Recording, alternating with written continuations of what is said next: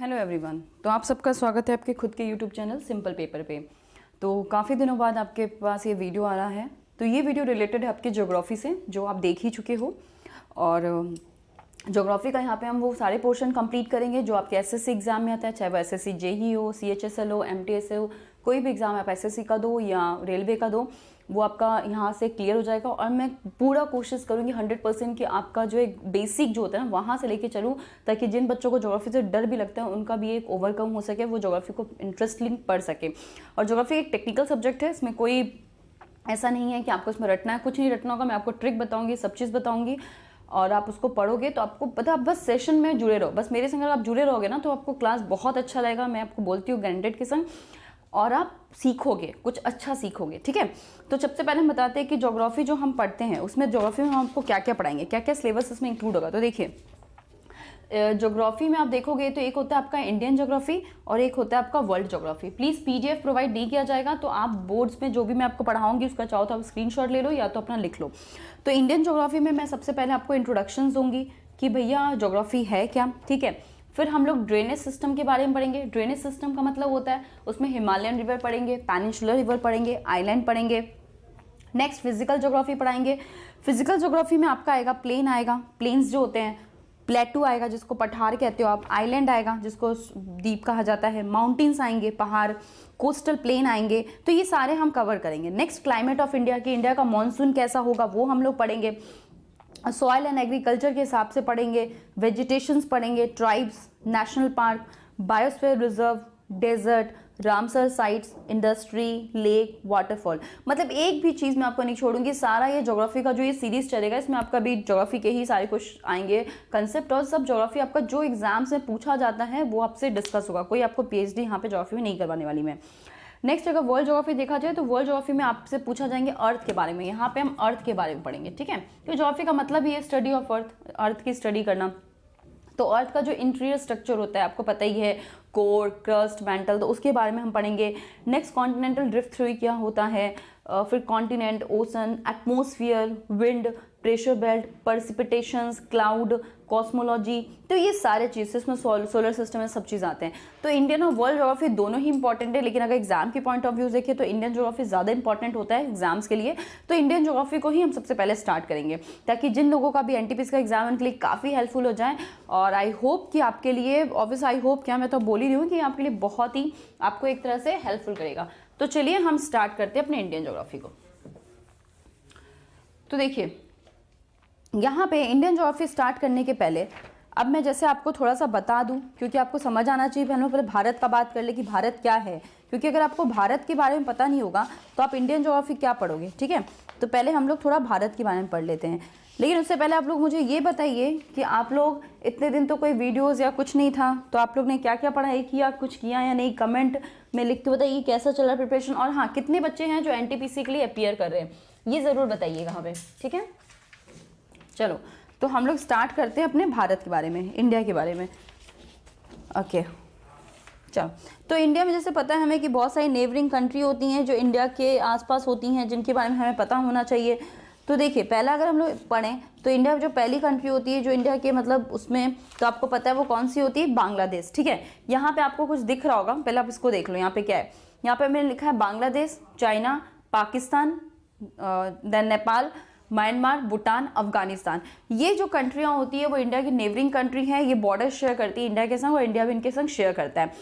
अगर इसको याद करने का तरीका क्या है, देखिए, बचपन में एमबीए, मतलब आपने बचपन में एमबीए किया, बीए से, सॉरी मेरे हैंडराइटिंग को तो आप लोग जानते ही हो, स्वाति मैम का हैंडराइटिंग ऐसा होता है।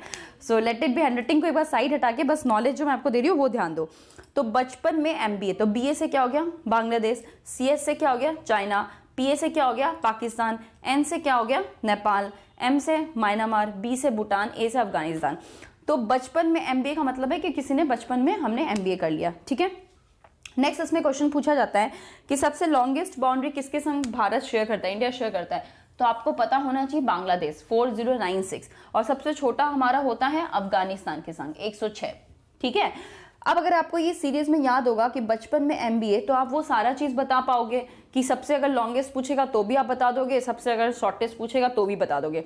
इवन अगर पूछेगा कि सेकंड लॉन्गेस्ट कौन सा है तो चाइना बता सकते हो, ठीक है। तो इसलिए ये ट्रिक है कि बचपन में MBA किया जिससे आपके लिए बहुत ईजी हो जाता है इसको पढ़ना, ओके। नेक्स्ट इसमें क्वेश्चन आता है कि टोटल जो लेंथ है भारत का वो कितना है। तो देखिए टोटल लेंथ यहाँ पे है 15,106.7 किलोमीटर। अब इतना लर्न करने का जरूरत नहीं, मैंने पहले ही बताया आपको लर्न मैं कुछ नहीं करने बोलूंगी, बस आपको समझना है, मेरे संग चलना है सीरीज के संग। अगर आप मेरे संग ज्योग्राफी की सीरीज करते हो तो आपको लर्न नहीं करना है। तो यहाँ पे बस आप ये याद रखिएगा कि 15,200 किलोमीटर।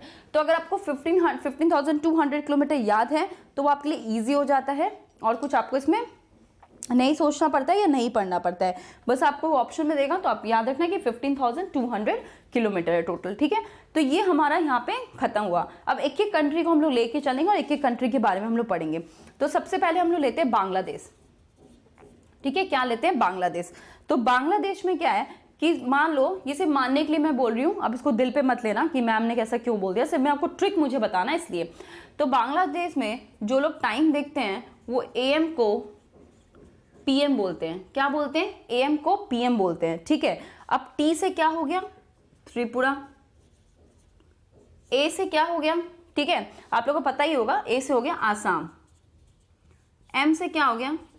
मेघालय, ठीक है।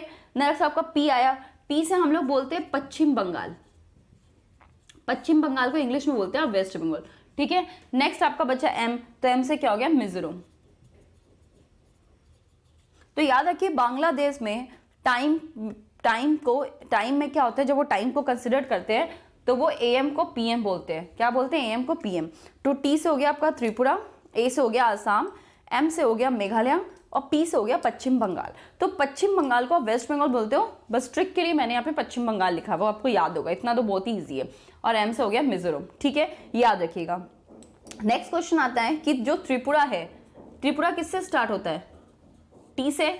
T मतलब ट्रायंगल, और ट्रायंगल जो होता है वो भी T से स्टार्ट होता है। तो अगर आपको पूछा जाए कि त्रिपुरा को 3 जगह से, मतलब त्रिपुरा मान लो ऐसे बीच में है और उसके आसपास कौन सी ऐसी कंट्री है जो उसको कवर करती है, मतलब सराउंडिंग है उसके में, तो याद रखिएगा बांग्लादेश। त्रिपुरा को 3 जगह से किस कंट्री, कौन सी ऐसी कंट्री है जो सराउंडिंग करके रखी है, घेर के रखी है, मतलब उसके पूरे 3 जगह से है, तो वो आपका होगा आंसर बांग्लादेश, ठीक है। नेक्स्ट क्वेश्चन ये आता है कि त्रिपुरा और बांग्लादेश के बीच में कौन सा लाइन बॉर्डर बनाता है? तो याद रखिएगा जीरो लाइन। कौन सा लाइन होता है? Zero line. तो त्रिपुरा और बांग्लादेश के बीच में जीरो लाइन जो है वो बॉर्डर का काम करता है। नेक्स्ट आप मुझे कमेंट में बताइए कि बांग्लादेश का करेंसी क्या है और कैपिटल क्या है। बांग्लादेश का करेंसी क्या है और कैपिटल क्या है, ठीक है। नेक्स्ट आप मुझे त्रिपुरा का भी कैपिटल बताइएगा कि त्रिपुरा का कैपिटल क्या है। तो ये तो हो गया बांग्लादेश के बारे में जो हमने पढ़ा। अब हम चलते हैं नेक्स्ट, कौन सी कंट्री हमारी? चाइना, ठीक है, जो सबसे बदमाश है वो से चाइना। अब चाइना को कैसे लर्न करेंगे? देखिए चाइना को लर्न करेंगे बहुत ही ईजी है। ये J है, मैं वापस लिख दे रही हूँ अच्छे से, नहीं तो बहुत बच्चे S समझ लेंगे।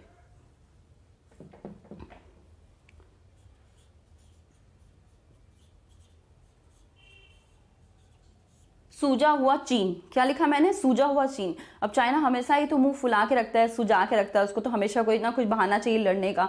तो सूजा हुआ चीन, तो सूजा हुआ चीन से आप इसमें कैसे पढ़ सकते हो? S से सिक्किम, ठीक है, बहुत ईजी है। U से यूके नहीं मतलब उत्तराखंड, ये याद रखिएगा। J से जम्मू एंड कश्मीर और A से आपका अरुणाचल प्रदेश, ठीक है। H से हिमाचल प्रदेश, जाके आपकी कंगना रनावत है, याद ही होगा, काफी उभर के आई है वो। तो H से हिमाचल प्रदेश हो गया और चीन का मतलब चीन, ठीक है। तो यहाँ पे देखिए चीन को लर्न करने का तरीका बहुत ईजी है कि सूजा हुआ चीन, मतलब उसका मुंह सूजा हुआ रहता है हमेशा, तो सूजा हुआ चीन, जिसमें S से सिक्किम, U से यूके, J से जम्मू एंड कश्मीर, A से अरुणाचल प्रदेश, H से हिमाचल प्रदेश। अब देखिए आपको पता है कि आर्टिकल 370 आर्टिकल जब से लगा है तो जम्मू एंड कश्मीर से सेपरेट क्या हो गया है? लद्दाख। लद्दाख क्या है? वो सेपरेट हो गई है और लद्दाख एक यूटी बन चुकी है, ठीक है। जिसके कारण चाइना के संग पहले जो बॉर्डर शेयर होता था जम्मू एंड कश्मीर का, अब वो नहीं होता। क्यों? क्योंकि जम्मू एंड कश्मीर नीचे है और लद्दाख ऊपर है। इससे चाइना के संग अगर देखा जाए तो अब जो बॉर्डर शेयर होता है वो है लद्दाख का, तो पहले तो लद्दाख जम्मू एंड कश्मीर में था, इससे हम लोग बोलते थे, लेकिन अब तो लद्दाख जो है वो एक नया यूटी बन गया है, ठीक है। और वो यूटी कब बना था, कौन से डेट में बना था, तो 31 अक्टूबर 2019 को, ये मैंने आपको बता दिया। तो अब वो नया यूटी बन गया है, तो वो जम्मू एंड कश्मीर का पार्ट नहीं है, वो सेपरेट है, वो एक नई यूनियन टेरिटरी है। इसलिए चाइना के संग जो बॉर्डर शेयर करता है वो जम्मू एंड कश्मीर नहीं है, वो आपका लद्दाख है। ये चीज याद रखिएगा, आप इसमें ही फंसोगे, ठीक है। तो ये बहुत छोटी सी चीज है लेकिन बहुत कमाल की है। तो चाइना क्या हुआ, सूजा हुआ चीन, एस से क्या हो गया सिक्किम, यू से क्या हो गया यूके, जे से जम्मू एंड कश्मीर था, तो बस इससे याद रखिएगा कि भाई जम्मू एंड कश्मीर नहीं है, अब है लद्दाख, ठीक है। ये यहाँ पे बस चेंज कर लीजिएगा, बाकी ये वाला ही आप लर्न कर सकते हो। और ए से अरुणाचल प्रदेश, एच से हिमाचल प्रदेश, ठीक है। चलिए आप मुझे ये बताइएगा कि चाइना और इंडिया के बीच में कौन सी लाइन है जो बॉर्डर बनाती है। चाइना इंडिया के बीच में कौन सी लाइन है जो बॉर्डर बनाती है। दूसरा, चाइना का कैपिटल क्या है और चाइना की करेंसी क्या है, ये भी आपको मुझे बताना है, ठीक है। नेक्स्ट आता है पाकिस्तान, PAK। पाकिस्तान का कुछ ऐसे लिखा है मैंने, पंडित गुजरे, ठीक है, पंडित गुजरे। अब देखिए पाकिस्तान जैसे कश्मीरी पंडित होते हैं ना कश्मीर में, तो कश्मीर के लिए तो बहुत विवाद होता है इंडिया और पाकिस्तान में। पाकिस्तान कहता है वो हमारा है हमारा है, पर वह है नहीं उसका, वो हमारा ही और हमेशा हमारा ही रहेगा। तो पाकिस्तान का इस तरह से नाम करना पंडित गुजरे, ठीक है। लोग बहुत वो प्रॉब्लम होते हैं, तो पंडित गुजरे करके याद रखिएगा। अब प से क्या हो गया पंजाब, गुजरे मतलब गुजरात, ठीक है। आपका फिर नेक्स्ट आता है जे, जे मतलब क्या हो रहा है गुजरे जम्मू एंड कश्मीर, और रे मतलब राजस्थान। इजी हो गया ना पंडित गुजरे। तो प से पंजाब, गुजरात हो गया, ज से जम्मू एंड कश्मीर और रे से राजस्थान। अभी मैंने आपको बताया कि आर्टिकल 370 के कारण जम्मू एंड कश्मीर से लद्दाख सेपरेट हो चुका है, इसलिए लद्दाख का भी बॉर्डर क्या है, पाकिस्तान से टच करता है। याद रखिएगा लद्दाख का बॉर्डर जो है वो पाकिस्तान से टच करता है। इसीलिए पाकिस्तान में पहले क्या हम जम्मू एंड कश्मीर लिखते थे चलता था, लेकिन अब लद्दाख को भी उसमें इंक्लूड करना पड़ेगा क्योंकि लद्दाख जम्मू एंड कश्मीर से सेपरेट हो चुका है, ठीक है। याद रखिएगा, आपको पता ही है लद्दाख में एक जो POK एरिया है, जो पाकिस्तान ऑक्युपाइड एरिया, वहाँ पे गिलगित बाल्टिस्तान उसके आसपास है, तो बहुत ही खूबसूरत जगह है, लेकिन वो पाकिस्तान में है और उसी को हम लोग POK बोलते हैं, लद्दाख में जो एक जगह है, ठीक है। चलिए अब आपको ये बताना है कि पाकिस्तान और इंडिया के बीच में कौन सी लाइन है जो बॉर्डर बनाती है।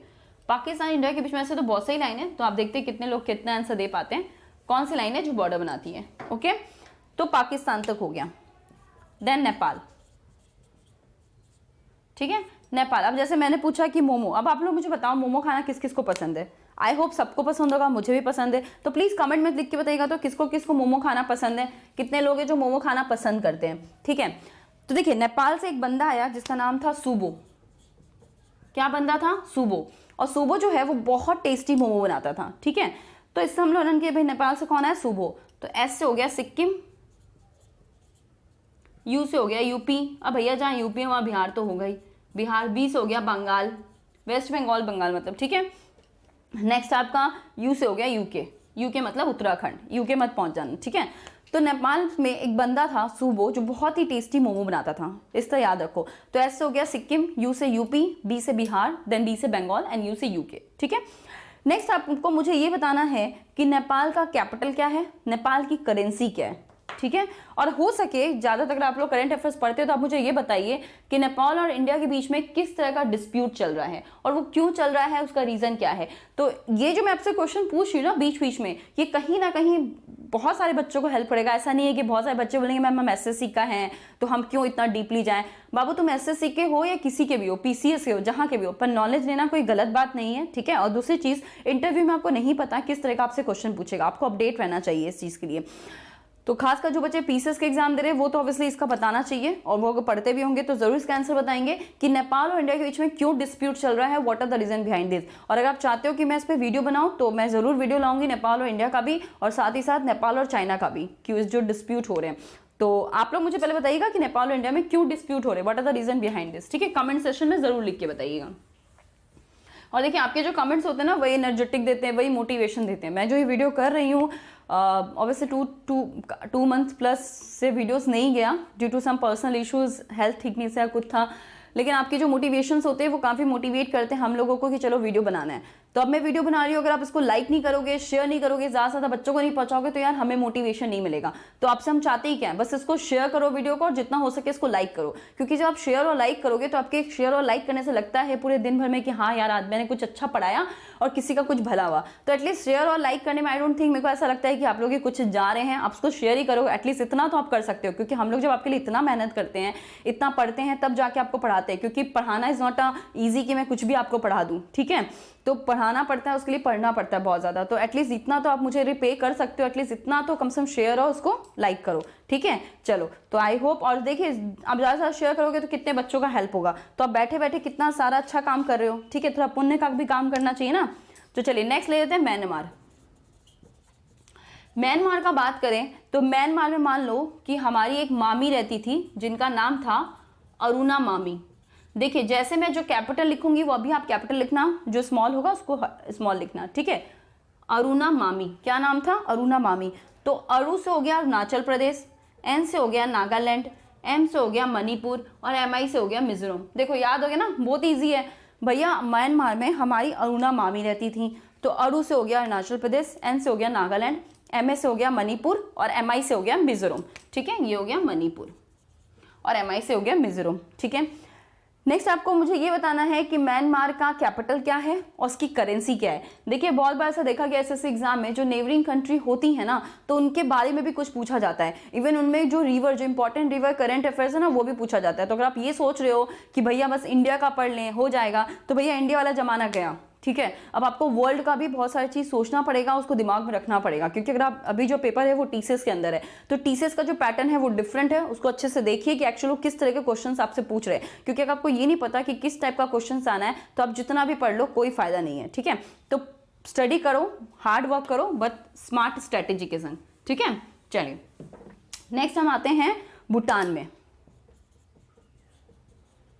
भूटान, तो भूटान का हम लोग देखेंगे तो भूटान में देखिए एक चीज़ है कि भूटान के जो लोग हैं ना, वो नेचर के लिए बहुत पॉजिटिव हैं, बहुत प्रोटेक्टिव है। जैसे हम सब फ्रेंड्स क्या होता है, अपने लिए पॉजिटिव होते हैं, जैसे होता है ना फ्रेंड्स में हम पॉजिटिव हो गए किसी के लिए या जो भी है। तो सब भूटान के जो लोग हैं ना, वो नेचर के लिए बहुत पॉजिटिव है और बहुत प्रोटेक्टिव करते हैं। अब देखिए जहाँ पे नेचर के लिए लोग पॉजिटिव होंगे या प्रोटेक्टिव होंगे, तो क्या वहाँ पे डिफॉरेस्टेशन होगा? नहीं होगा ना, कोई डिफॉरेस्टेशन करेगा नहीं, कोई अपनी जरूरत के लिए तो घर बनाएगा नहीं ना। भारत तो है नहीं कि हम लोग तो बस घर बनाने के चक्कर में सारा डिफॉरेस्टेशन करे जा रहे हैं, पेड़ काटे जा रहे हैं और पॉल्यूशन हो रहा है, जिसके कारण देखो कितनी प्रॉब्लम हो गई लोगों को। तो भूटान में लोग नेचर के बहुत ही पॉजिटिव रहते हैं, बहुत प्रोटेक्टिव रहते हैं।